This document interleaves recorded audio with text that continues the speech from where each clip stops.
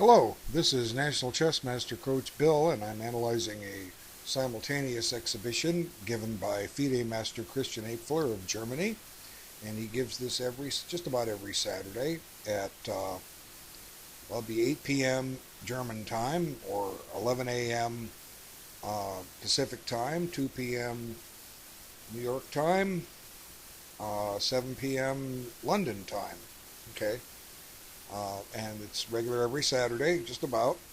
And you're welcome to play him and try your luck with it. Now he's got 4 games going. I think part of the reason we don't have so many games going is because he has been had to miss a few weeks for personal reasons. But anyway, we'll take a look at the 4 games and offer some comments.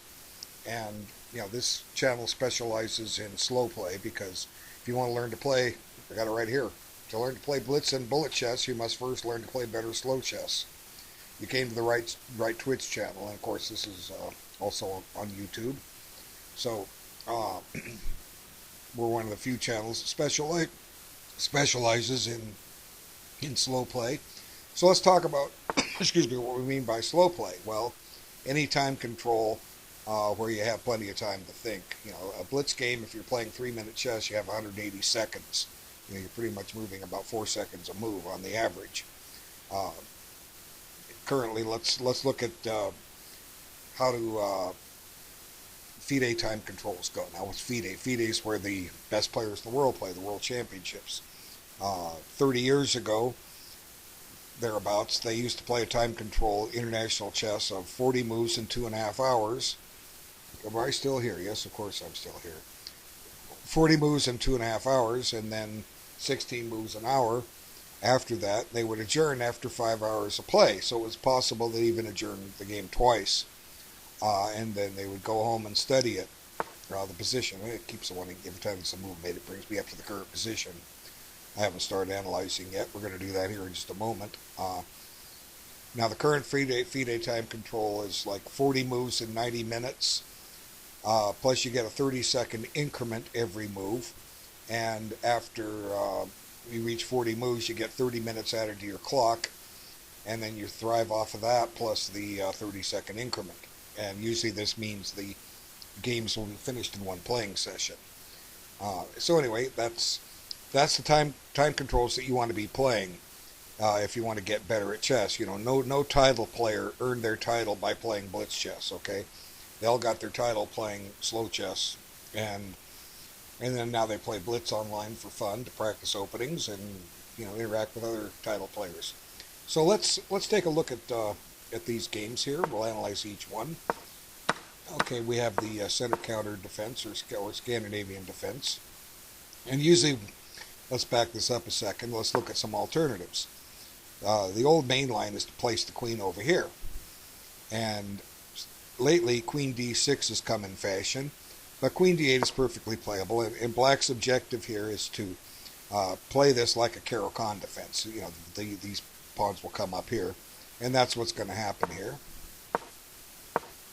And both sides are developing, but it's important you take your time in these. So we're playing a time control of 60-60. What does that mean? Well, you get 60 minutes to start, and every time you move, they add 60 seconds or a minute to your clock. So theoretically, if you reach move 40 and consume all your time on your clock, you have 100 minutes to get 40 moves in, which is 2.5 minutes a move. Pretty good time control. And then you thrive off the increment to finish.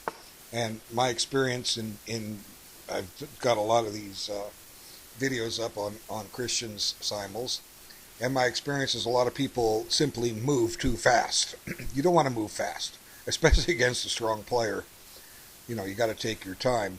So I noticed that white in this case, IT Pavinger has, or ITP Avenger, I guess is the way to say it, has often played too quick. So right now, he could be, I think he's going a little too fast now because we're at move 15 according to the score of the game, and he's basically got the same amount of time he started with. So he's moving at a rate of 1 minute a move. and you have 2.5 minutes of move. So you definitely need to slow down. And I've given you this advice every time you play, and you're not following it. If you want to get better at chess, you got to slow down and think. Now the Simul Giver, obviously he's handicapped. Let's look at the screen here. Okay, white to play. Christian is to move on 2 of the 4 boards. So his clock is ticking on 1, and he's not even looking at the board yet. But he will at some point. So he's consuming time, but in a way he's still going a little too quick because he's gained time on the clock too. But this kind of happens when you only play when you're only playing 4 games. Now, the choice bishop e3, we call this there's an expression, we call it a tall pawn. The bishop kind of looks like a pawn, except it's a little taller. And here, by putting it on e3, the bishop doesn't have a great deal of mobility, only the diagonal it came on. So it might have been better to make a pin or place the bishop on f4 as an alternative. Let's move forward. So both sides are developing their pieces, and black has set up that indicated Caro-Kann type setup that I referred to. Now, I don't know what... Well, this is, I guess, designed to keep the knight out of this square. We don't want to give up the bishop. But, again, the bishop is a little misplaced. But white should be thinking about developing his pieces. Okay, so gain a tempo on the bishop. And white is slightly ahead in development. He's got all 4 minors developed, his queen developed. Black still has to develop his queen and bishop to catch up. But black's position is solid without any weaknesses, so the game is basically even. And now, it's interesting, which way to recapture here? Let's discuss this. Let's think about this for a way. A lot of times in a Caro-Kann, one variation is the exchange variation, and this pawn is recapturing. And then both sides have the potential for a minority attack should white play c3. Now, I've talked about the minority attack before. Let's review it real quick with just arrows. Okay, black's objective is to advance this pawn to here. And white's objective is to advance this pawn to here. Now, what do we do that? Well, okay, if, for instance, black takes, he will have an isolated queen pawn. If he doesn't take, white will take on e6. Black will retake. If he retakes with a piece, he'll have an isolated queen pawn. If he retakes with the pawn, he has a backward pawn on the open file. And the same thing holds true on the queen side. If white takes, he will have an isolated queen pawn. If he doesn't, black will take. If white takes back with a piece, there's the isolated queen pawn. If he takes back with the pawn, he has a backward pawn on the open file.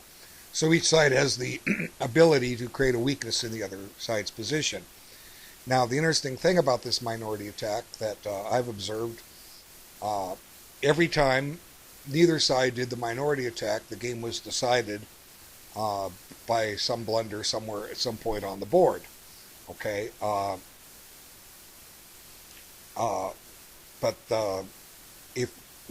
me just refresh one thing. Black would have a minority of pawns on the queen side. That's why they call it a minority attack. And then white has a minority of pawns on the king side.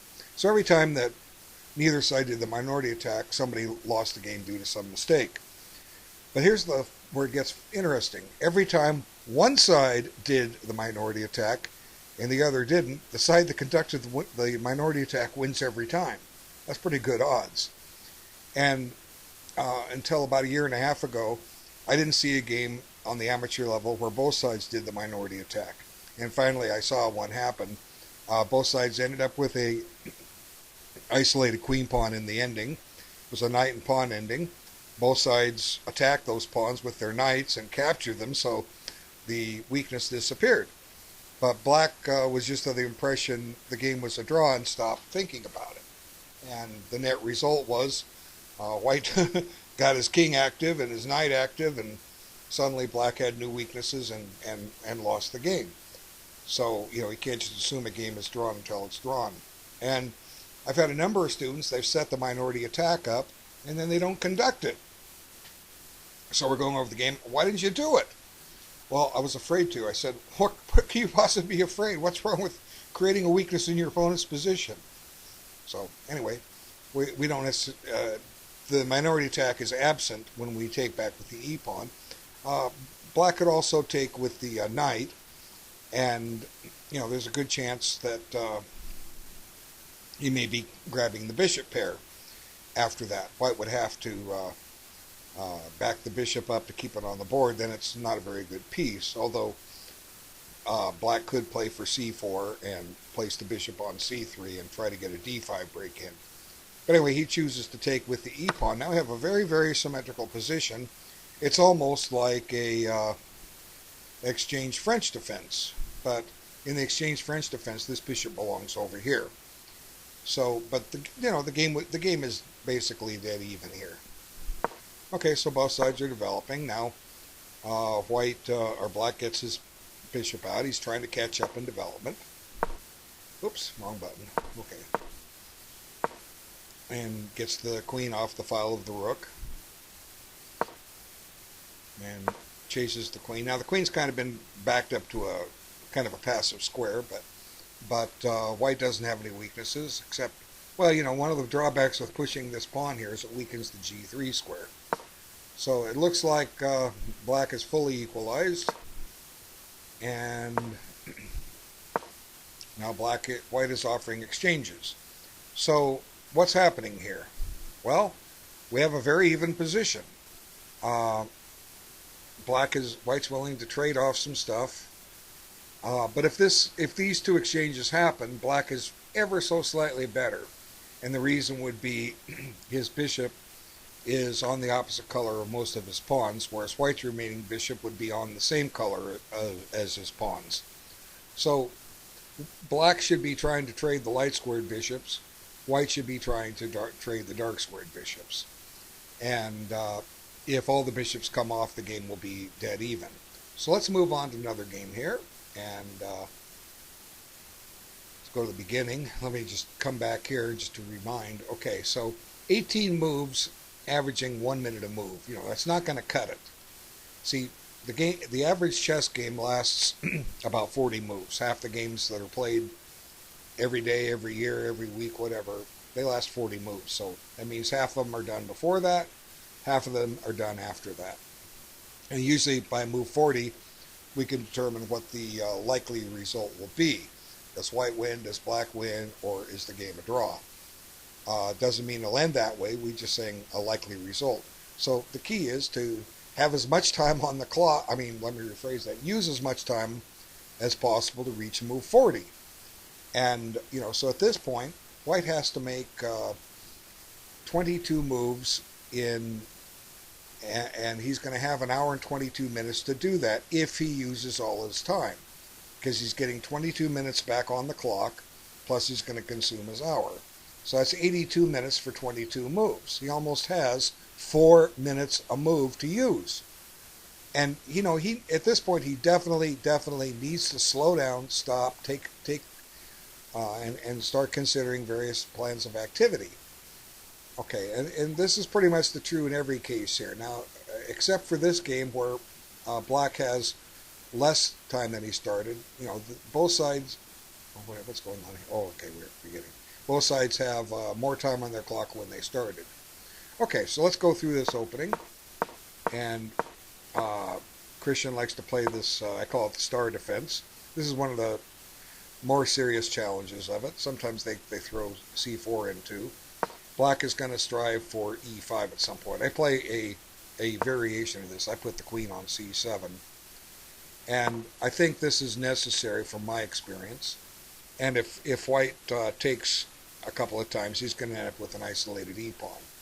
So now this bishop isn't the most active piece, but it was defending against a, let's see, did black have a trick here? No, yeah, he is threatening to take. Okay, so that defends. And both sides are developing pieces. Now I usually have this bishop out and over here, out of the way, but not always the best choice with this pawn up here because, we like to bring the bishop back to hit e4, but now f5 is going to imprison us. but we don't have the bishop out because the knight's in the way. So the game seems, again, about even, and most of the openings that Christian plays are even. But he's very adept at handling these positions because of experience. Now, I don't see how a3 helps white at all. Okay, let's talk about this for a second. It's a common occurrence I've seen in players that are learning chess on the internet instead of in chess books to push their rook pawns up to these squares. And I call this the internet defense. It was invented on the internet years in, years out, weeks in, weeks out by amateur players that are trying to keep bishops and knights out of these squares because bishops pin knights and knights deliver forks. Okay, so sometimes people are just doing this out of habit and it doesn't assist in development. Okay, so it's got to be not a good idea. See, in this position a3, if the bishop was here, maybe we're trying to find a safe haven for it. Okay, but the bishop isn't on c4. Black has nothing to put on b4, so it would be more in white's interest here to, to swing this rook into play, or make an exchange and try to open up some lines. We have time on the clock. It's time to stop and think.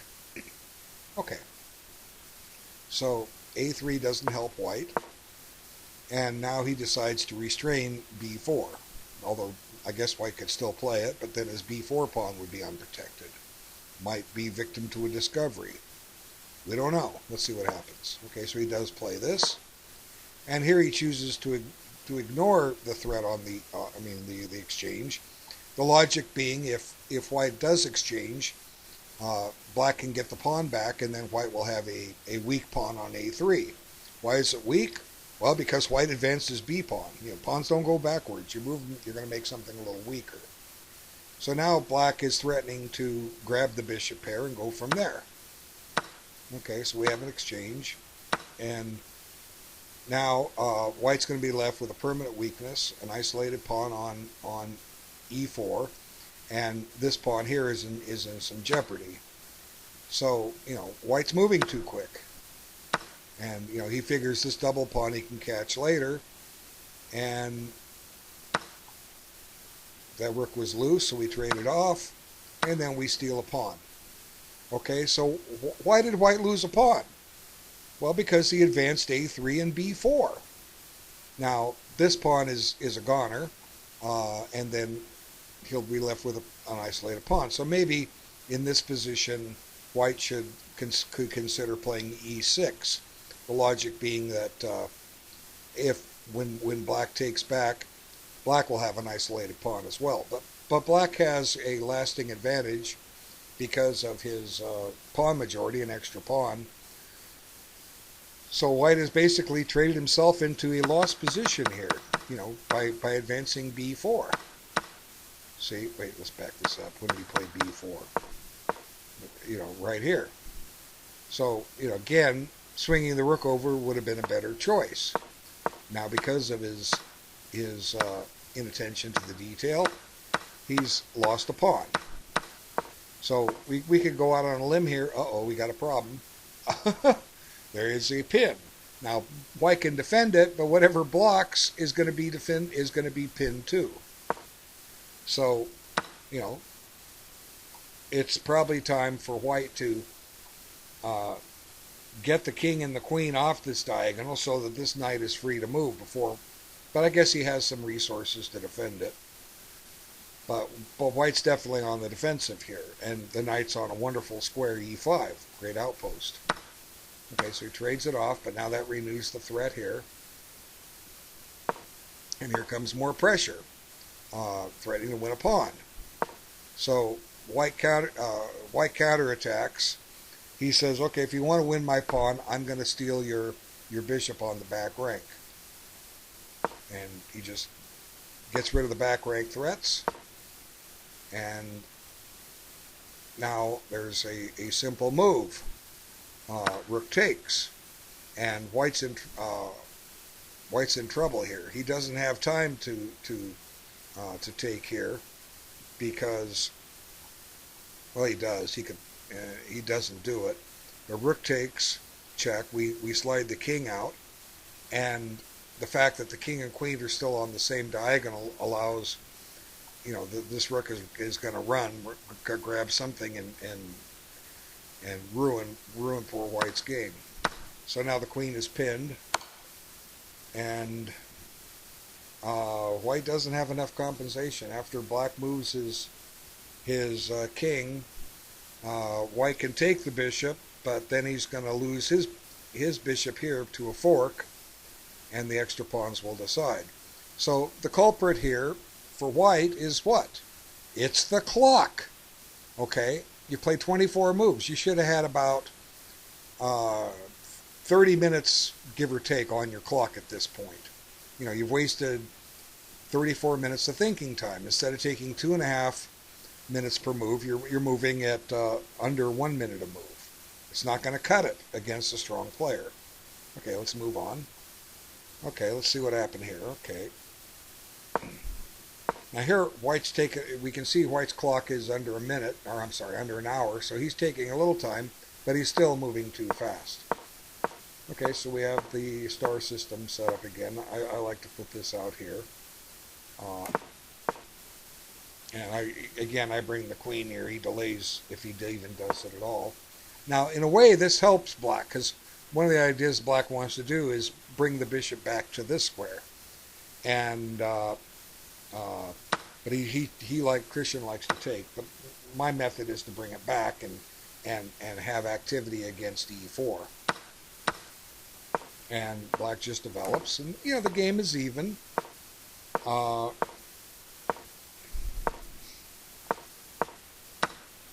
So there have been some exchanges, and Black is going to play with the two knights, and White's bishop is slightly inferior here to the knight simply because it's bumping into pawns. It doesn't have a whole lot of scope, but White's game should be fine. He doesn't really have a weakness, and but then it looks like maybe Black can hold on to that pawn.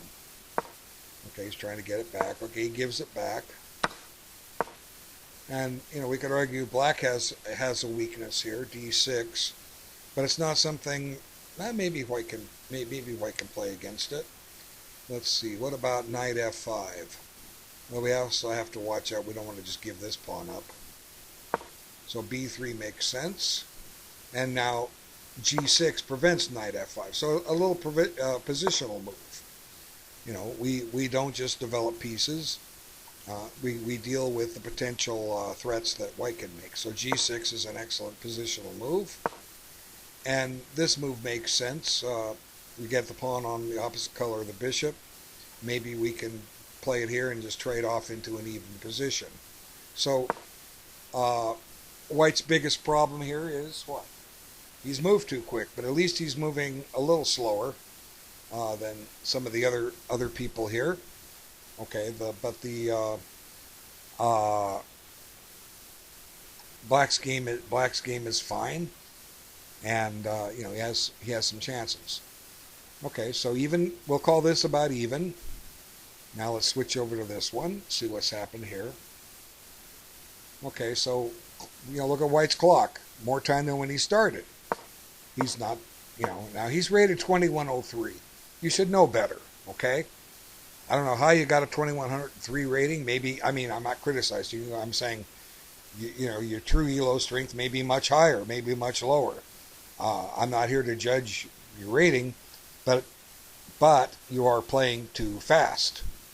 If you want to go to tournaments, you're not going to do very well if you play at this pace. The low-rated players are going to slow down and capitalize on the mistakes that you're bound to make. Okay, so we have a c3 Sicilian.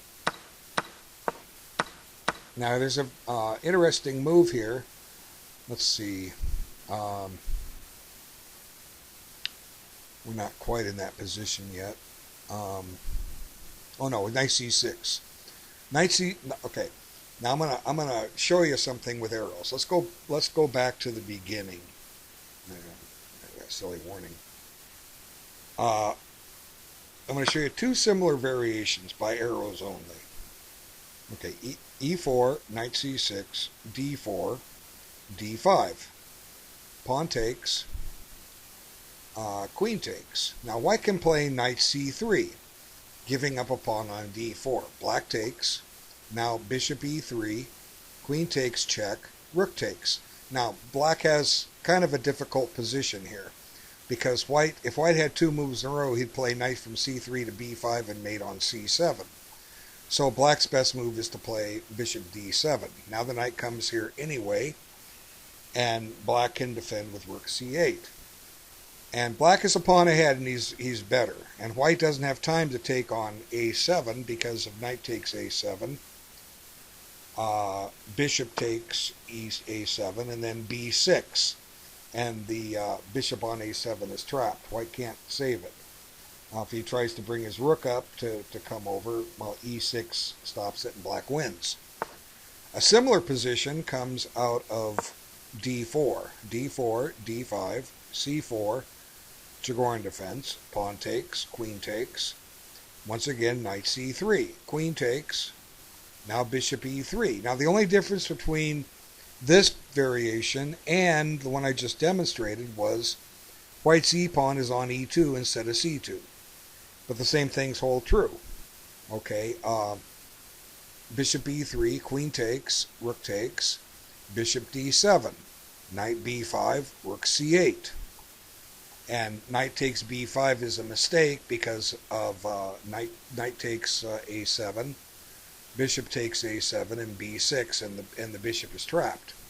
But there's a very interesting comparison here in this position if black plays knight C6. Okay, now he didn't play knight C6, but I want to illustrate this. Now knight C3, queen takes, bishop E3, queen takes, rook takes, bishop D7, knight B5. Now we're threatening, the knight down there. So when the rook goes to C8, now white can take on A7 because after knight takes A7, bishop takes A7. Black does not have the move B6 trapping the bishop. And the reason for that is we've reached the same position as before, except the c-pawns are gone. Okay, so I just had to get that in. Set it up on a board and play it over. Okay, so E6 is playable. The queen is a target, but white has an isolated queen pawn. And now the queen's menaced. Now white no longer has an isolated queen pawn, and black has surrendered the bishop pair. I think black could have done better out of this. Now white has the hanging pawns. Now the objective is to play bishop b2 and try to find a tactical way to throw this in. He doesn't play it. Okay, so he had an idea of putting the bishop on that diagonal. But, the hanging pawns are, as long as pieces are on the board, I'm going to take the glasses off. As long as the pieces are on the board, the hanging pawns are tough to crack. They get weaker if exchanges are made. Okay, so now you got the bishop on the diagonal. Again, we're going to look for a d5 push if we can get it. Well, now that changes everything if the queens are traded. Okay, so white no longer has the hanging pawns, but he now has a pair of isolated queen pawns. Black has a wonderful square here for a knight. He should be putting the knight here and bringing it up here. So we'll have to call this about even, but white has the bishop pair. And here he's, this will still be available no matter how black responds. And now he's hitting that weakness. Now he sets up a counter trick.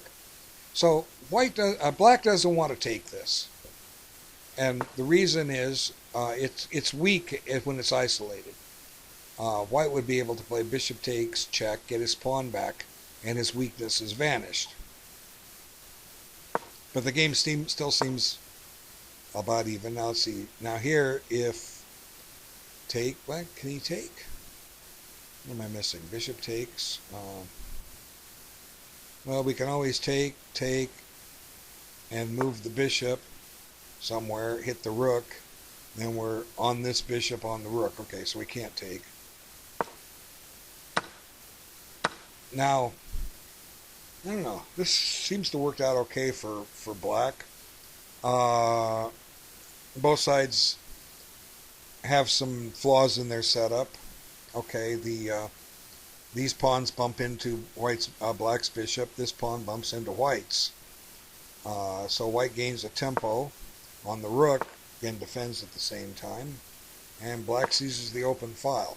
So how do we evaluate a position like this? Well, white's rooks are defensive, black's are being offensive.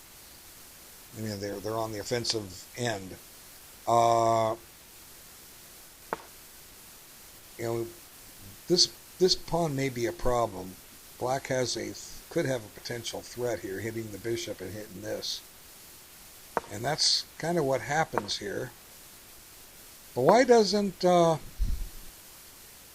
black take? Maybe he just figures he'll wait.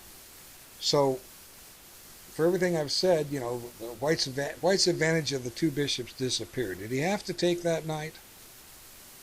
You know, couldn't he have just? Well, let's see. If we come here, we give up d3. What if when did the bishop get to c2? Could we gone to b1 with that thing? When did it hit c2? Maybe white should have put the bishop here. Okay, so let's go forward. So he hits this, and he doesn't want to take. And now he's attacking that thing 3 times. He's going to win it. But,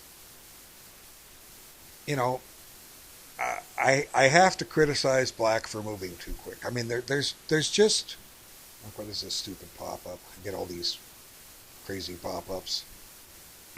Okay, so let's make sure that sign stays there so you can see it. To learn to play better blitz and bullet chess, you must first learn to play better slow chess. You came to the right Twitch channel. Welcome. Okay, so black looks better here. Now we have one result. I'll come to that shortly. But you know, we definitely have to criticize black for moving too quick. There's no excuse for this. You carry these habits with you to real tournaments, it's going to cost you points. Okay, so let's go back to this one, see what kind of changes have been made.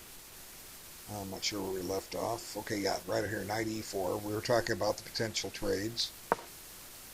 Okay, so here's an example of the weakness on g3 that h3 caused. So if he takes, he's not only going to have double pawns, he's going to dump this guy. Okay, now he has to come back, but now he's primed to get the bishop pair. Well, and he got the bishop pair a different way. So white got rid of his good bishop here. This bishop isn't doing black a whole lot of good here.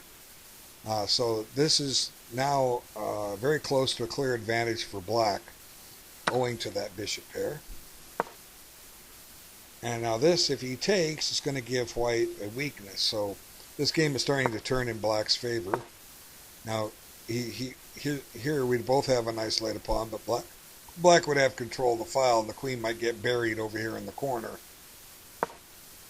Okay, so now this maneuver is designed to put the queen in front of the bishop. Good move. Now he takes d6 from the queen, but c7 is open. So white has to make some kind of concession here. If he plays g3, we're going to steal the pawn. So the knight has to go back to f1, where it's become a defensive piece. And now here, maybe this is a little bit of a mistake. So one idea that, I don't know if it's any good, but to determine that, we have to analyze. Since black has the two bishops, let's just take away white's last bishop. I'm wondering about this exchange sacrifice. It could be unsound, but if he takes, you know, black gets this bishop on a very strong square, you know, and then we can swing this rook into play. If he takes back with the knight, he's in danger of dropping some pawns. Let's see, no, the knight would be guarding g2. Okay. But anyway, it's just an idea we have to evaluate. So after queen d7, white now finds a way to get rid of his bad bishop. So, but again, everyone is moving too fast. Okay, well, then we had a game result here. Now let's see. Okay, so he had his tricks on the d4 knight. Now he's going to lose his bishop too. See, I mentioned that. And those two passed pawns are too much. And now he's going to lose his rook. When the king gets out of check, we have a fork here. So the culprit is right here. You made 30 moves in 25 minutes. You moved quicker than a minute a move. You have 2.5 minutes a move. Slow down and think. Okay, don't practice your blitz chess in these things. You can practice that when you play blitz chess. Okay, you're signed up for slow game. Okay, so we're going to eliminate this game. We don't need it. And we'll go over to this one. I was calling this about even. It looks like, well, white's deactivated his knight. Where's he going with that thing? Maybe he's planning to go to c4. Knights are such fun pieces because of the maneuvering they can do. But Christian has transferred, let's back this up a couple moves. He's transferred his king over to help out the one weakness. So it's, yeah, g6, h4. Okay, we saw this. And now white's going through a maneuvering phase. If white's happy with the draw, he may consider a move like this, but now he sends the king over. So if black gets his knight to c4, he has 3 attackers on a pawn that's defended twice.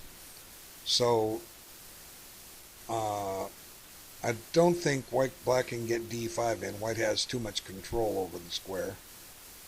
Usually if we have a backward pawn, we want to try to advance it and get it off the board. But we can't. So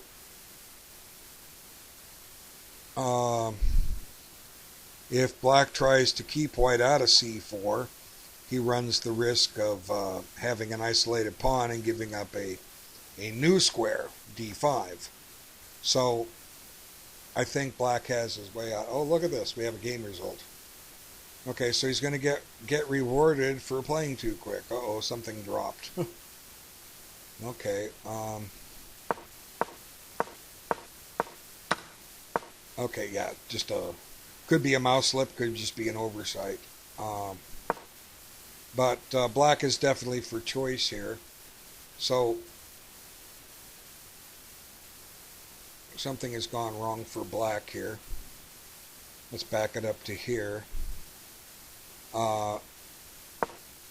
Okay, so instead of setting up the tactic, this threatens to win the exchange, let's just play my move. My move was bishop here. Now, again, the whole idea of playing the hanging pawns is to search for the tactical d5. There are games in history where I know Rejewski had a really neat game back in the 50s where he got the tactical thrust in.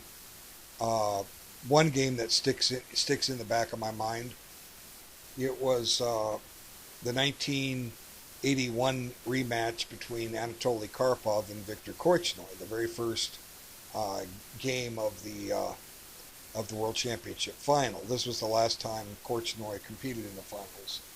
They had played 2 previous matches. The match in 1974 turned out to end up being the World Championship match because Fischer didn't play. Karpov qualified in that match never happened. But Karpov won that in 74. Then in 78, they played in Baguio City, Philippines. and Karpov got off to a lead in that. It was a very interesting match because Korchnoi had defected from the USSR, and now they had to recognize that he was around. They usually just referred to him as the qualifier from zone whatever. But now they had to recognize him, and Karpov got off to a lead, and all of a sudden Korchnoi started coming back. And it got down to the final match game. Karpov won the game, but in my opinion, Korchnoi played the worst possible opening he could have picked. But it was an opening that he had done well with in his career. It was the Perk defense, but Karpov just picked it clean. I know Korchnoi beat Fischer with his Perk defense once back in the 60s, and he probably won a lot of other ones, but Korchnoi just had a horrible game. Had he played any other opening, he may still have lost, but he wouldn't have lost as bad as that final game. Well, anyway, 1981 was their third and final match, and the nickname for this was the Massacre in Murano. And that's exactly what Karpov did to him. So Korchnoi was white. It started out with D4, and there was a very interesting annotation of this match in the old Players Chess News. If you ever heard of that, well, got an interesting story behind it. Let's share it. We got time. Okay. Chess. Chess games, current games. One of the biggest developments in, well, let's back this up. Let's go back to the 50s. Okay, so the leading country for chess in the world was the USSR, right? And all the current the master games were among the top Soviet players, and they had a lot of them in the 50s. You know, you had Botvinnik, Bronstein, Smyslov, Tal, Averbach, Geller, Korchnoi, Petrosian. All these guys were around, and they would publish their monthly Shachmatny bulletin. They would have all the latest games, and players like Fischer would read Shachmatny bulletin to see all the new openings. And as a matter of fact, if you own a copy of My 60 Memorable Games, one of the first games in the book is Fischer's game against Bent Larsen. And the author, well, Fischer was the author along with Evans, but they make a comment. This game that Fischer played against against Larsen's Dragon did more. I'm trying to quote this exactly the best I can. This game did more for the reputation of the Yugoslav attack than a year's worth of articles by Shachmatny Bulletin. So the one game that Fischer had was groundbreaking. That's been improved on since, of course. But that was the way you got the leading games back in the 50s. Was with Shachmatny Bulletin. Then in 1966, a whole revolutionary concept came along. It was called the chess informants. And I talked to younger players today. They never heard of those. What are they? Well, the Chess Informant was published as a book twice a year, starting in 1966, and then had between 600 and 800 master games from the last 6 months. And they're still published today. I think they publish them 3 times a year now. I don't have them anymore. I sold them off and before they became pretty much valueless, because all this stuff is available on a database now. And going through 100 volumes looking for one opening is time consuming when you can click a database and find it in minutes. Okay, so let's educate you a little bit more about Chess Informant, because there are things about Chess Informant that are with us right here and now. Okay, so the Yugoslavians published this out of, I'm trying to think what city, Belgrade. Yeah, Belgrade, okay. They started publishing these. Every 6 months a new volume would come out, and this became the way to get the news. You would have 600-700 master games, 800 master games every 6 months. So as things got developed, as the book became better, they started including in the following volume the top theoretical novelties of the previous one, TN. That's the name abbreviation for theoretical novelty. because novelties were important. You know, they still discover them today, maybe not as often as they did back then, because you know, today most of the openings have been well researched. So it's, if you're finding a novelty, it's like at move 25. Okay, you know, there was novelties discovered. I mean, Fischer had one against Spassky in the ninth game of the '72 match. Wonderful novelty he had. Instead of playing a bishop b4 check and going into a bad position, he offered a pawn that Spassky can't take. Nobody had ever seen it before. Anyway, that's a whole nother story. Let's see. So back to the informant. So, you know, then they would put problems in there, like white to play and win, and then eventually they graduated into showing end games and best end games and so forth. But as the thing grew, they then decided to publish something called, the abbreviation is ECO, and that stands for Encyclopedia Chess Openings. And they started publishing those in '74, and it took about 5 years to get them all out. And they've been updated several times since.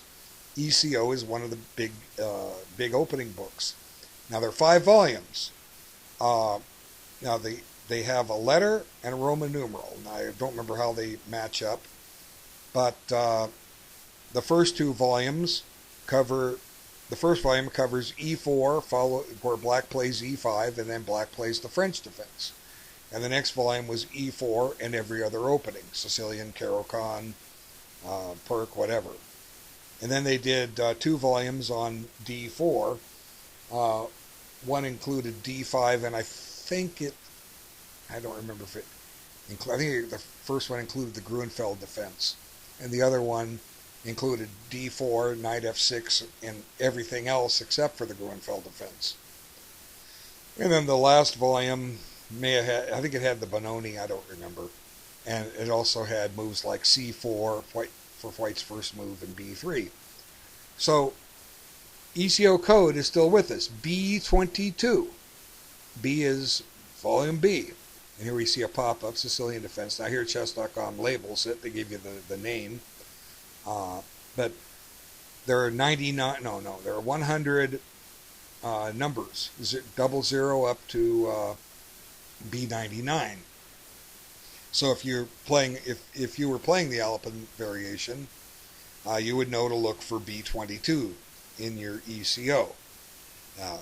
I think the lines of the Najdorf, my mainline Najdorfs are B99, and maybe other variations of the Najdorf Sicilian are B91. You know, some people are proud that they have them memorized. I never bothered. I mean, I know how to look them up. Okay, so ECO made a big impression on the world's players, because now they had volumes and they were coded to the Chess Informant. You know, they would quote games like they'd say white is better, and see Informant 18 325, and that would be volume 18 of the Informant, game number 325. Now, the Encyclopedia of Chess Openings also made itself multilingual. You know, a lot of chess books are written in one language, but they came up with a whole series of codes. Some of them were things that have been around since antiquity, like a question mark for a blunder, a double exclamation point for a wonderful move. Okay, they would have these notes, and then they would translate them into, you know, the major languages that they were marketing this book at. So there would be Yugoslavian, of course. There'd be German. There'd be French, Spanish, English, Russian, and then as years went by, they added Asian and Arabic languages, and you know, they have a whole symbol of codes that'll tell you what's happening in the position. So you just need to know your language, and you're good to go. So, but you know, you had to wait 6 months for an informant, 6 months, and then when you got one, then you'd rush through it and try to find novelties and use them as preparation against somebody, or if you were a grandmaster and set to play in a tournament with other grandmasters, you could look up their recent games. Okay, look at this. Breaking news. More than 500 visitors to Nevada have tested positive for COVID-19 since June. Ugh. Well, I'm in Nevada. I'm less than 1 mile from the beautiful Las Vegas Strip. I've been staying indoors, and I don't have it. I don't plan to get it either. Uh, you know, I don't even go to the Strip. I mean, I used to like to walk in it, take walks in it, but it's too damn hot now. I'm not going to come close. Okay, forget it. I'll just stay in here and look at chess. Okay, okay. So back to the informants. So every 6 months you'd have your issue, and everyone would rush to find the games. But as we get closer to the modern age, technology increases, and there was this outfit in Los Angeles, California, called The Players, and they published a magazine, or not a magazine, it was a newspaper, Players Chess News, and they almost always had a grandmaster or other strong player on heading the editorial. Grandmaster Larry Christensen was once the editor, and I think International Master Jeremy Silman of How to Reassess Your Chess fame was the editor, and I can't think of the other ones. But they would publish a newspaper, and their selling point was fortnightly. Now, what's that mean? Fortnight means 14 days. So every 2 weeks they would have a new issue out, and they built up a good circulation worldwide. The top leading players were subscribing to it, because instead of having to wait 6 months for informant, they could get the games now. And skipping ahead till I come back to, there's a reason I brought up Players Chess News. It has to do with this Korchnoi-Karpov match coming back. Technology kept getting better after that. Now, eventually, Players Chess News kind of just went out of business. There was a period where they didn't publish anything for a long time. Then they revived it, and it just didn't make it. But then in the mid-'90s, early '90s, '94ish, the internet came along, and now there was, I might still be published, there was a column, Mark Crowther, Crowther, The Week in Chess. And, people would, if you ran a tournament, you sent the score sheets off to Mark Crowther, and he put them on his website. So suddenly things were coming up even quicker. And then as various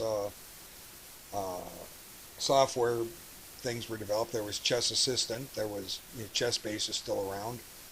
They started accumulating databases and of all the games, and collected the games of the bygone era and put them all there. So you don't even need to bring up a book. You just set up an opening position, and turn the search engine loose, and it'll bring up every game that in its database that had those games. And the majority of games on ChessBase are played with players with 2,000 ratings and higher, and I would even say with most of them 2,200 ratings and higher.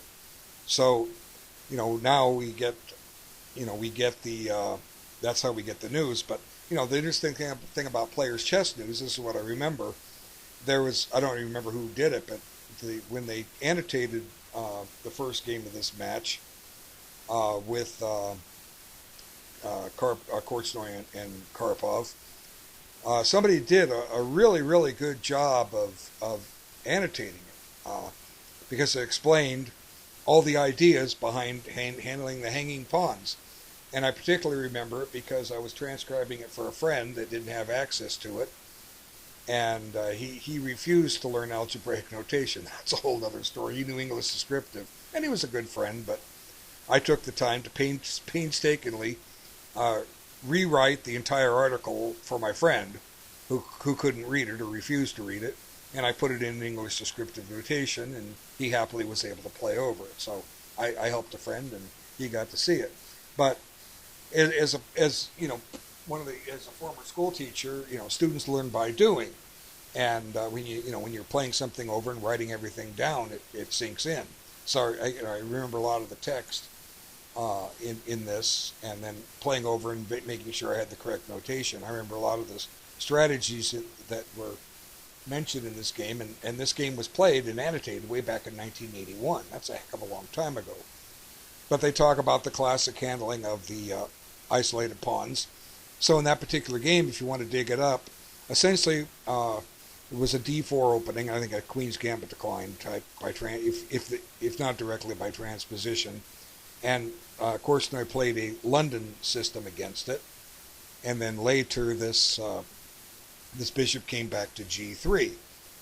And at some point, Karpov traded a knight off for it. So Korchnoi had, Karpov had the hanging pawns here. So let's try to look at it from this type of position. Okay, so with reversed. So Korchnoi had even though Korchnoi was white, he had this. We're considering him playing black. Korchnoi had the double pawns here, and Karpov had the bishop fianchettoed. And as I recall, as the game is progressing, Korchnoi just kind of like, juggling his pieces around through here, putting his rooks on the open files, and hoping Karpov will make a mistake. And as the author said, Karpov just improved his position. He was able to advance one or two of his pawns and bring his king up just to make a rock solid position. But then what happened, even though Korchnoi, who was one of the greatest players of the time and arguably top 10 all-time players, miscalculated or simply forgot, who knows, he forgot about the tactical d5, thrust. Of course, it was d4 with color reversed. And the net result was that, okay, so let's imagine this here, and this is coming up. Korchnoi couldn't take it. I couldn't tell you why. And even if I could tell you why, you wouldn't know what I'm talking about because we don't have the position. But I can show you this. Since he couldn't take, Karpov ended up taking. And now Korchnoi has to take back with his e-pawn. And it's easy to see that, black has, these three pawns. And, the H pawn and the F pawn are gone. And so all of Korchnoi's pawns were weak, and his position just imploded. So it's a classic game with the handling, how to handle with the hanging pawns, and now you'll know a lot about Chess Informant and how openings are named, at least with code. Okay, so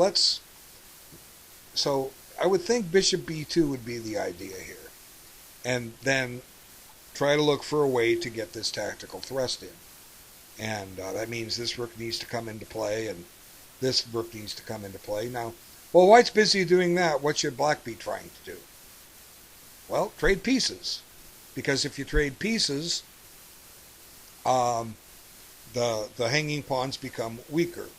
Now, another idea here is that Black has is to try to get one of these thrusts in. Now, why do you want to do that? Well, the purpose is if we take, the remaining pawn is isolated, okay, and the hanging pawns aren't controlling the amount of turf, and in effect, that's kind of what happens here. So let's come back to this position. See here, White has he's got the hanging pawns, but he's not really, the bishop isn't poised correctly to get this d5 push in. So let's move forward a little bit. So here's the critical stage. Now he has the bishop where it belongs, but now Black doesn't need to get e5 in. He's able to, and get this exchange, he's able to take directly, and now the pawns are isolated. So, White's okay here because he has the two bishops, but his queenside pawns are kind of useless. They're not really doing much, and immediate pressure on the pawn, although it's protected. But also, we're going to occupy a wonderful square right here. So I think White misplays it over the course of the next couple moves, and here I think maybe the bishop should have come back here because it clogged the c file, but I could be wrong. And now there's an attack on c4. So if the bishop was on b1, it could come over and hold on to it. Now we can't go to b3 or d3 because we lose the piece. So he has to set up tactical threats. And now, I think White's, more I'm looking at this, White's in trouble. This is, Black's rooks are active, and it's, he's getting ready to, take over this open file. And White needs to defend this pawn. So, even though he gains the tempo, the black pieces are the one that's in play. He can't stop one of these from happening. Okay? If you play the rook here, well, maybe we can. Rook here, rook takes, rook d4 is met by a rook check down here, and black cries because he's about to get checkmated. But, maybe my tactics are a little inaccurate, but it seems to me that black is better posted here. And I really don't know how White holds on to this. Maybe you have to stop and play f3 to secure this and go into defensive mode. So like if rook here, maybe we can stick this here and we're holding on barely. Or transfer one of the rooks up and get ready to double. But still, black is going to pile up on this pawn, and we can't. It's a little harder to get the bishop on it. Although, let's see, rook c3, rook d4, bishop d3, rook b4. White's defending, black's attacking, and the pawn on a5 is looking a little loose. So you got rewarded by playing quick, but you can slow down. Okay, now we got 2 games left. Let's go over to another one. Now here we see the ECO code B01. So obviously that's one of the first openings covered in the second volume of the E4 openings. I think B00 is the Nimzovich defense. I should know that. That was the opening I played. So let's see. We were calling White a little bit better or Black a little bit better because of the bishops, but then Black's able to get rid of his bad bishop, and the judgment is this is probably even. Okay, yeah, it looks very, very even, and this is not necessarily a good bishop. What targets does it have? None on the queen side. It's got, we can get behind, it's got some potential targets there. But I have a feeling this is an even position. So, and we're at move, I'm just looking at the score, I haven't gotten that far, but we're at move 40, and this is the time when Black should have very little time on his clock because he's used it all wisely to reach move 40. But White simply will not slow down.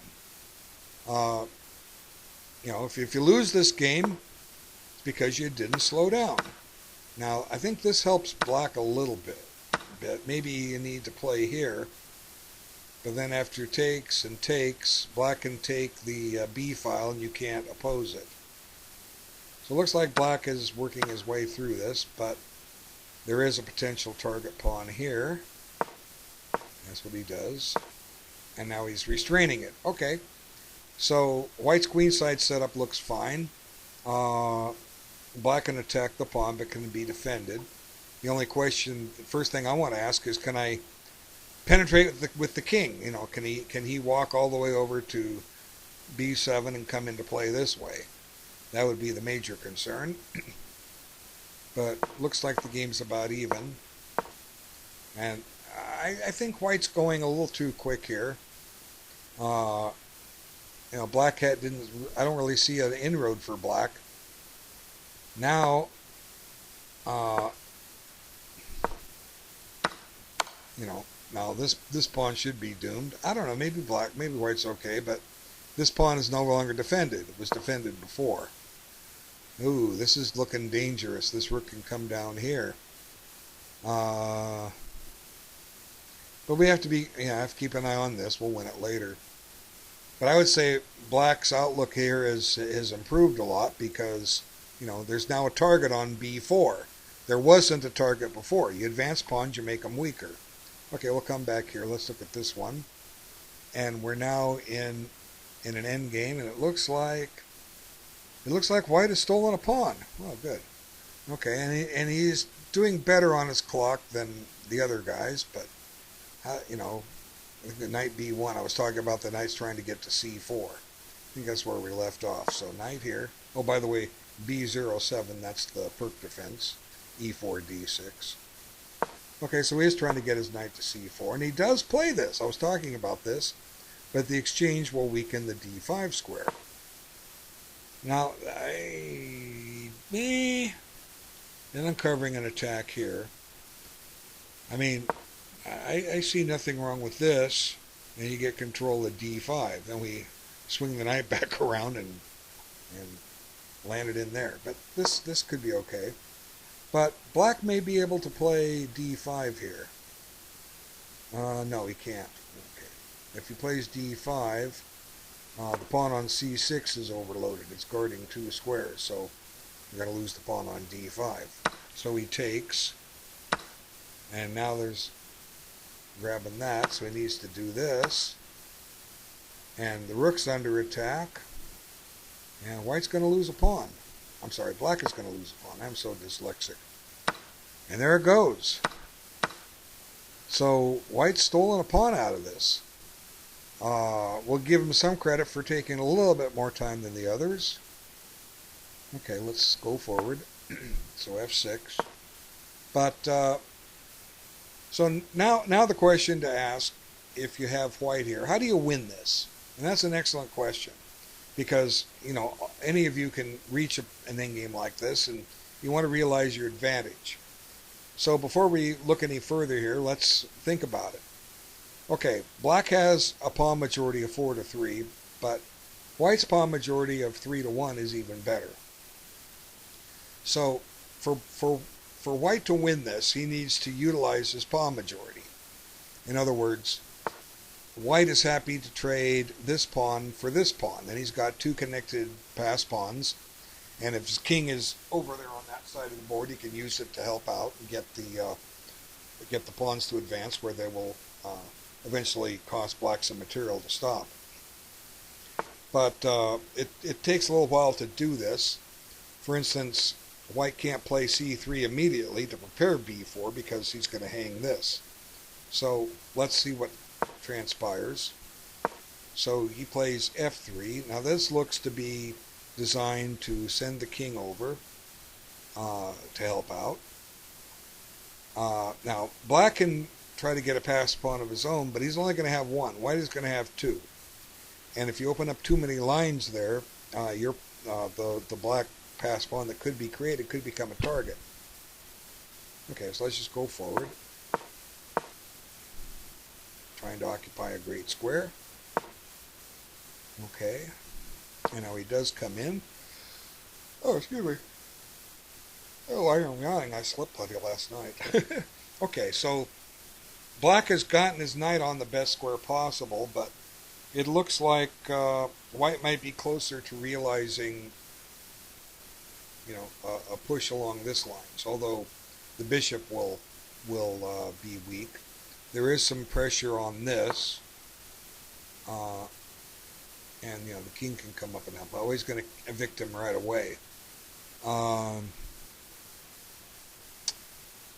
Knight takes, bishop takes. Now you're just down a piece. You don't have enough. So white should be better here. Should be. And he's getting closer to realizing what he wants and needs to do. Okay, so what I'm going to do is, we're down to 2 games. I'm just going to pause the video for a moment, take a quick break. As we're down to 2 games, we'll come back and we'll see if these games have clarified any after a few minutes, and I'll continue the discussion. But you won't miss a beat because I'm pausing the video. I have a little pause and restart button. Okay, I'm back, and there's been some progress in these games, and it seems like white's kind of lost his advantage here. We will see. The knight got into a good square, and he does kick him, but white didn't follow up correctly. Now maybe it was too maybe this f3 move looking back was the wrong choice because it weakened this square. Maybe the approach should be to bring the king around this way. As we'll see, g3 comes under fire here shortly. See, now the king would like to come over here to assist the pawns, but this is hanging. So here it looks like white's gonna put black all totally on the defensive, but black has a nice resource here, knight d6. Now probably best for white is to bring the bishop here and hit this weak spot, but instead he goes into into an ending where black is just coming back. Okay, now the c3 pawn is a loser, and this rook is in front of the pawn. We want it behind the pawn. So eventually this rook is going to get behind the pawn, and white is going to have to really work to win this. We will see more as we get further involved. Let's switch over to the other game. And here it looks like black has made tremendous progress. His king is infiltrated. His bishop is sitting in the position. This is weak. This is weak. What went wrong for white here? Let's back up. Part of the reason, I think, comes down to this clock. Okay, so let's see where we leave off. Okay, let's see. Yeah, he advanced the pawns. That weakened b4. Now he's going to come back and win that b6 pawn. And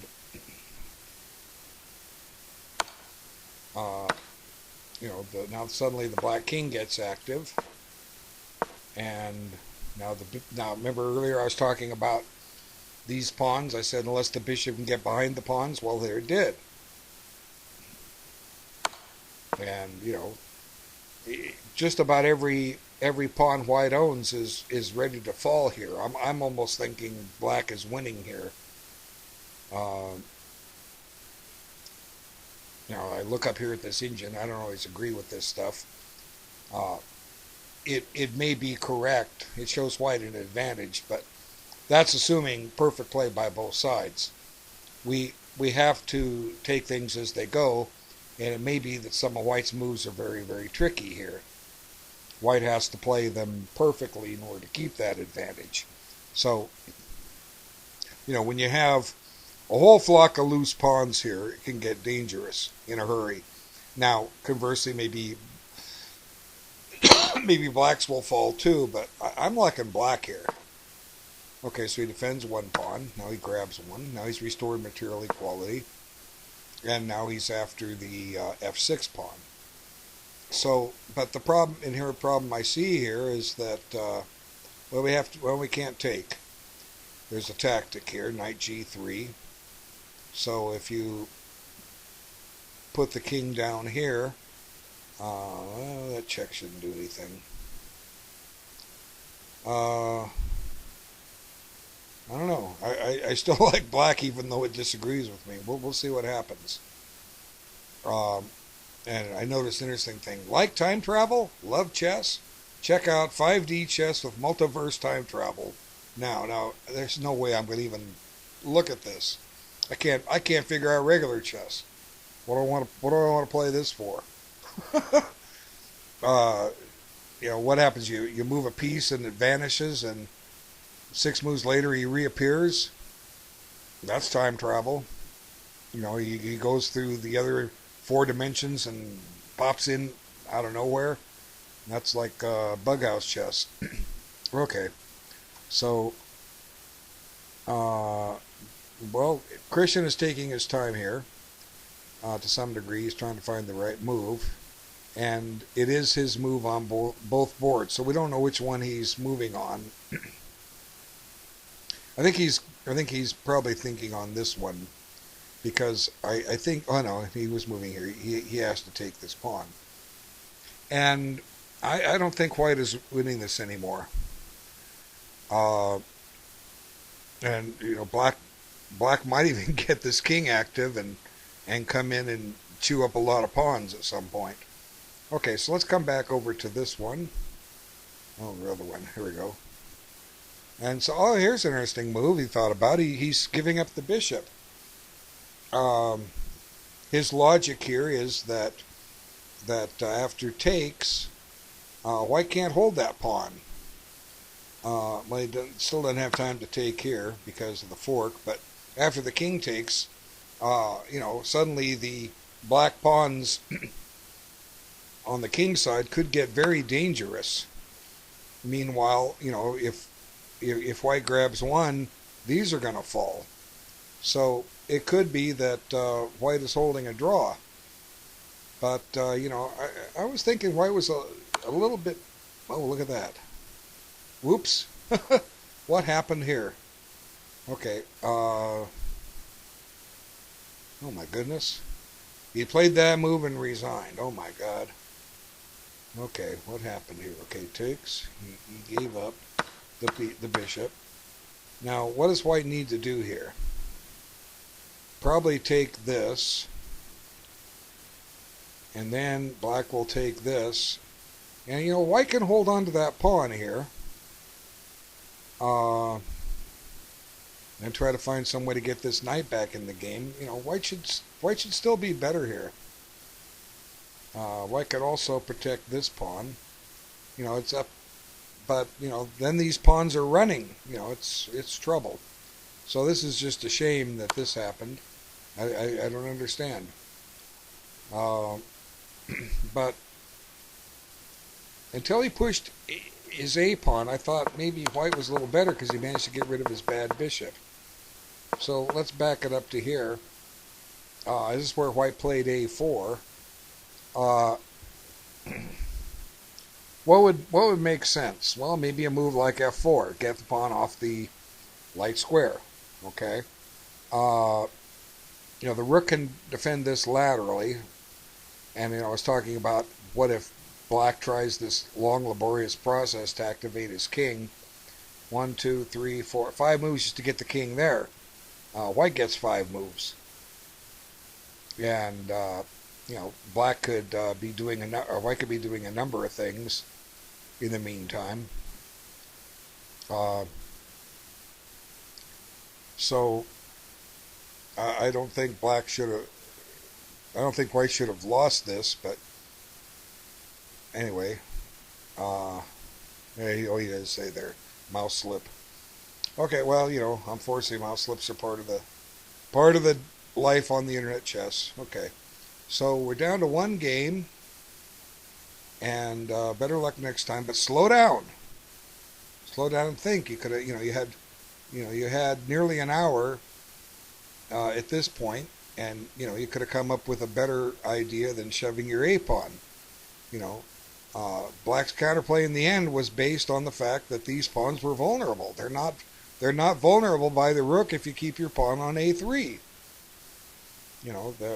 If you want to create an outside pass pawn, do it after your king is over in this neck of the woods helping out.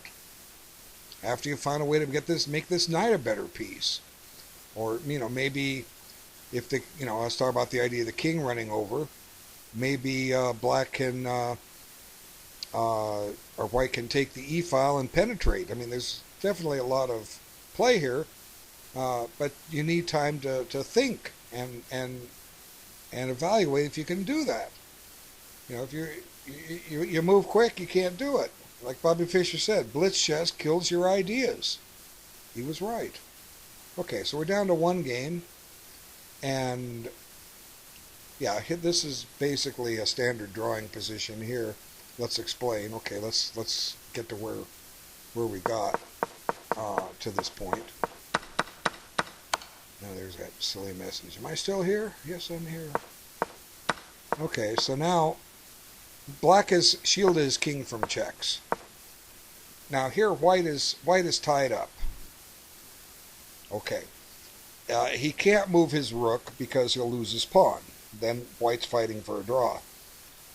There's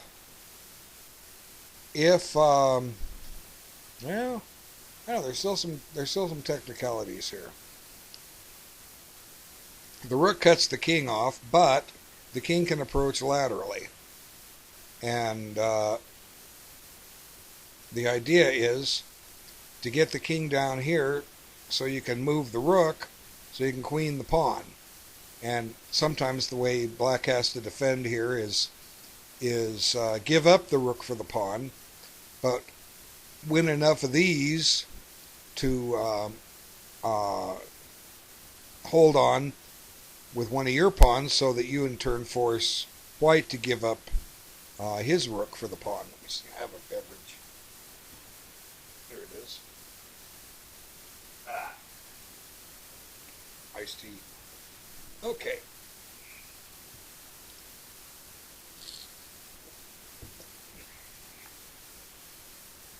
I had Las Vegas Golden Knights. I live less than a half a mile from T-Mobile Arena. That's where they play, but they're not playing there now. They're up in Edmonton playing in the bubble. Okay, so it's black's move. we can't advance pawns here. See, if we advance this pawn, he's going to take. And if we take back with the pawn, we're exposed to a check. If we take back with the king, we're exposed to a check. And after the check is given, the pawn queens. So the black king is stuck. He can't move. But we have to move the rook. But where do we move it? It's going to approach laterally. So maybe the trick here is you got to lure the king a little ways over, but not too far over, because we need to return to this square. Grab this pawn, then when white clears his rook, bring the rook back over. The pawn queens. We give up the rook, and then try to do something with these pawns before this king, which we want somewhere over here, gets back. So black still has a lot to prove here. But as a general rule, this is a draw. Somehow it looks harder for. I mean, I've been in the on the white side of this type of position before, and my opponent's king was up and hiding in front of his pawns. I couldn't make any progress against it, and I eventually just had to give up a draw. So unless I totally misplayed it, but I was a master back in this particular game that I'm referring to. So my feeling is I didn't misplay it, but I'll be the first to say that yeah, I could have misplayed it. So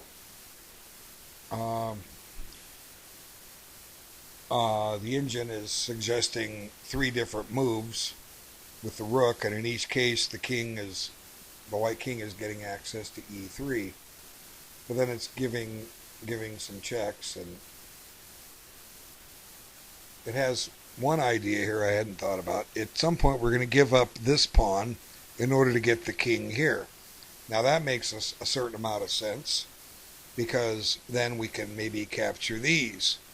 But the drawback with sending the king over to capture those, even though you're getting some new passed pawns, is f6 becomes vulnerable and may be lost, may not, and then white's left with a passed e-pawn. So it's black still has to prove the draw here. My suspicion is he will. And, for all the games that we've seen, white has taken the most time here, but still, he's going too quick. Everyone goes too quick. Slow down, guys.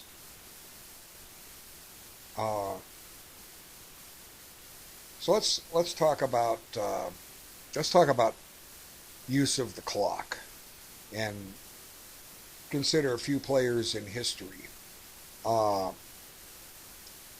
couple players that come to mind that frequently got into time trouble were two of the best players in United States chess history, Samuel Rzewski and Walter Brown. Rzewski was always getting in time pressure, but and Brown too. Both were excellent blitz players. What caused them to get in so much time pressure? We all have the same amount of time on the clock, Why are we getting in time pressure? Now here Christian backs the rook up, and he's trying to draw the king out to where he can start checking it, and then find a way to make inroads into the white pawn structure and give up the rook for the a pawn and set up a counter chance with his own pawns. Okay, so let's see. Conversely, one player that hardly ever got in time pressure was none other than Bobby Fischer. He would have 30 minutes on his clock. Now, I'm not saying Fischer never got in time pressure, but I am saying that he was pretty good about it. And so where's our time going? Well, to some degree, we can say about these players, they were expending a great deal of energy against usually an opponent that was near their level, either higher or lower, and they were certainly capable of beating these players, either higher or lower, if they took their time. So by taking their time, ideally they don't risk losing because of time pressure, and increase their winning chances because they're calculating. So, Rzhevsky and Brown were notorious for getting in time pressure, and but at the same time they were very good players. Now, Fischer was a player that very rarely drew his games. Statistically, he drew a low percentage, whereas some of your other strong grandmasters drew a high percentage of games. Now Fischer would in turn lose games that he shouldn't have, but he also won games he wouldn't have. Now notice how I qualified that. I didn't say that he won games he shouldn't have. Well, maybe you could argue that he should have drawn those, that his opponent made a mistake, but chess is a game of mistakes. The more you make, the more likely you're going to lose. And Fischer found ways to preserve the winning chances and to keep the pressure on his opponent. And if you keep the pressure on your opponent, they have to play extremely accurately. They also have to play rather quickly. If I've got you on the ropes at move 18, and you've already taken a lot of time just getting to move 18, now you have to navigate a minefield for the next 20 moves just to make time control, or 22 moves. There's a high chance that you're going to blunder and let me crash through. So, I don't advocate playing quick and make your opponent spend more time, but there is an argument that if the game is going fast, it's always your turn. Okay, but again, if it's always your turn, the guy's moving fast, there's a chance he didn't play it accurately. So let's try to take this a little further.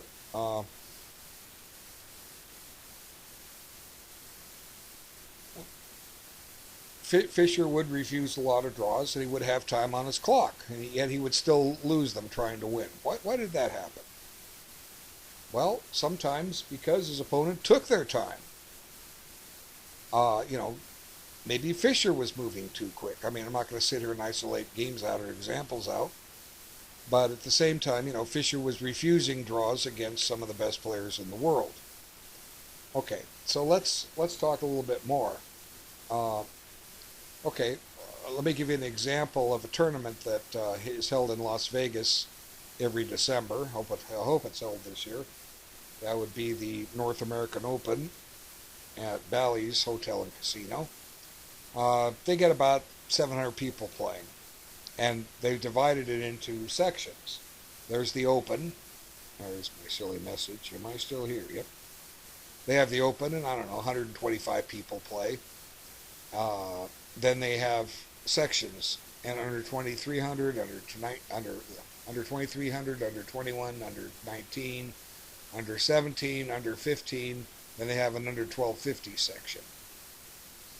And the way the tournament hall is set up, Uh, you enter a huge ballroom at one end, and the higher boards are at the opposite end. And one of the reasons for this is there's less foot traffic going by the higher boards. Uh, there's plenty of foot traffic going by the lower boards because people are exiting, using the restroom, coming back, stretching their legs, whatever they do. Well, what I noticed about these events was now they all have the same time control too. Their time control 40 moves in 2 hours, a 10-second delay, and an extra 30 minutes at move 40. But what was happening about okay, so here looks like White. Let's look at this. Looks like White's going to just accept a draw. He's not going to try to win. So this game should probably end in a draw shortly. Now a good move by Black would be let's just limit the king to the back rank and go from there. Oh, he went down there. Okay, well that works too. White can't really make any progress.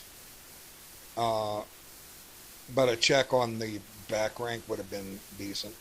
Okay, so if all games, if no game ends before move 40, but of course they will, and everybody takes their maximum time, which everybody won't, every game is still going to be going on 4 hours into the event. But we could also say that, based on the numbers I've given, that half the games are over at move 40. But majority of those are probably happening between move 30 and 40. It's possible when a game in 15 moves, or even in 20 moves, 25 moves, but less likely to happen. But what I would observe in this big event is that approximately 2 hours into the round, the majority of the low-rated section those games would be over with. Now, why did they end? Well, part of the problem, or part of the reason is the lower rated section, you have lower rated players who tend to make more mistakes. And they're dropping a piece in the first 10 to 20 moves, or worse, getting a mating attack that they can't fight off, and they're giving up the game. And so the majority of these games are over 2 hours in, which is theoretically only half the time to get to move 40. And so 2 hours in, you'll see the majority of the under 1250 section games over. You'll see, and then as you climb the sections, as you walk deeper into the tournament room, you're going to see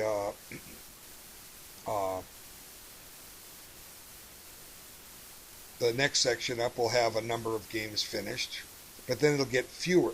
The higher the section, the more games are going to be going on. Okay? And, so there are more blunders being made down at the lower level. There are still blunders being made at the under 15 and under 17, but they're less frequent. We play a little, as we get better, we play a little more accurately. And then finally, after 4 hours of play, now you could sit there and say that over half the games are going to be done.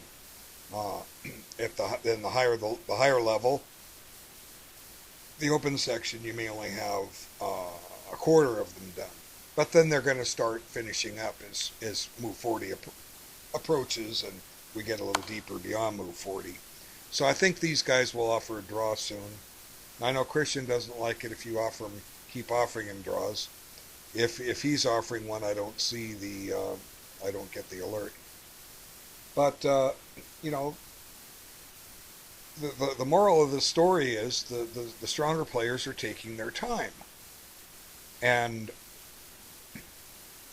that's one of the reasons they're stronger players, because you need time to find the best move.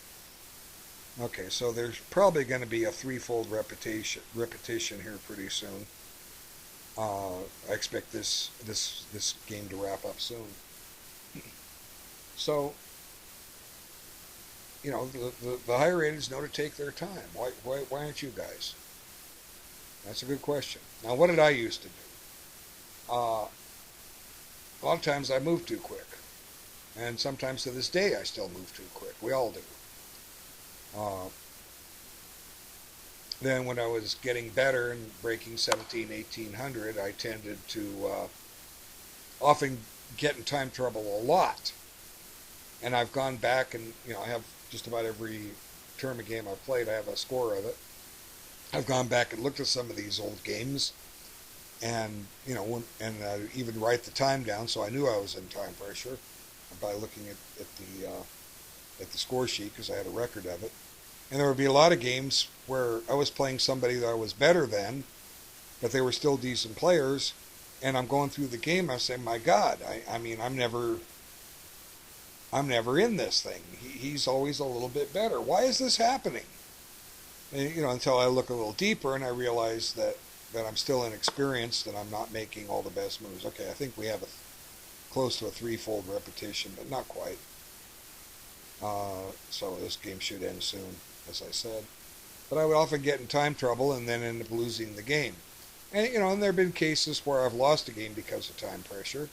Just had to blitz out moves and I come up with the wrong one. And I know there have been games that I've saved while in time pressure.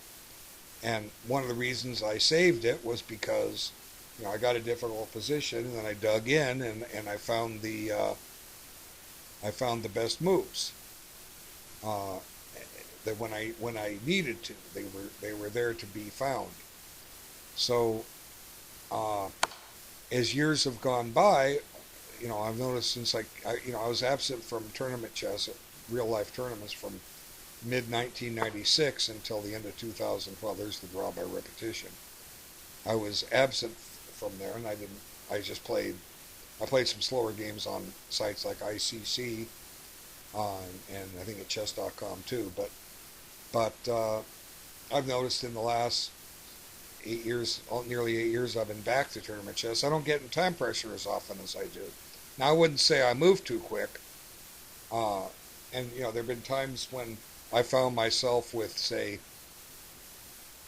45 minutes on my clock to make 20 moves, but my opponent has 30 minutes on his clock to make 20 moves. Now, he's got to move quick. And I would keep track of the ratio. 45 to 30 is 3 to 2. And sometimes that ratio would go up to 4 to 2, or actually 2 to 1. But one thing I would do is, now I knew when I had a time advantage like that, it was time to slow down, find the best move. And in many cases, I ended up consuming more time than my opponent. But as a result of taking that time, I tended to win a lot of games. So, they're at a stage here where the time to use moves to move quick is gone. This game has been pretty much drawn, in theory, since knight d6. Okay. Black is going to ruin white's queenside pawns. The two connected pass pawn dream is going to be shattered, and the game reaches a draw. So, but you got to, you do have to take your time, and you do have to recognize that your opponent might not. And, especially if he's moving too quick, he's leaving himself vulnerable.